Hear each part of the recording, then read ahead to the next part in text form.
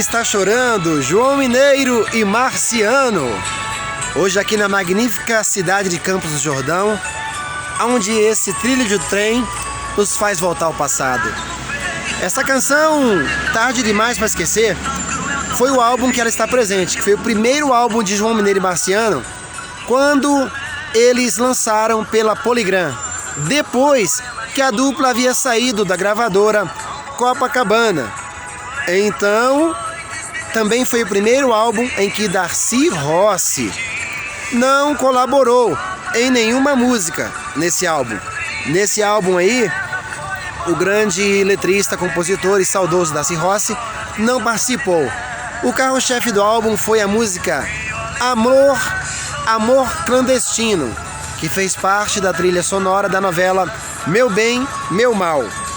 A canção Amor Clandestino. Essa novela foi exibida em outubro de 1990, aproximadamente a época de lançamento do álbum, e maio de 1991 pela Rede Globo. Nesse álbum, a canção presente, Viola Está Chorando, né? Um dos destaques entre Amor Clandestino também.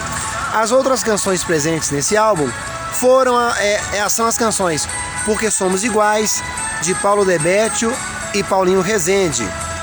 A canção Viola Está Chorando, de Elias Muniz.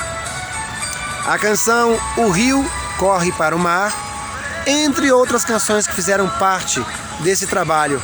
Aqui nessa primeira parte eu retratei, e logo retratarei na segunda parte, falando de João Mineiro e Marciano, hoje aqui de Campos do Jordão. Um abraço a todos e estamos conectados.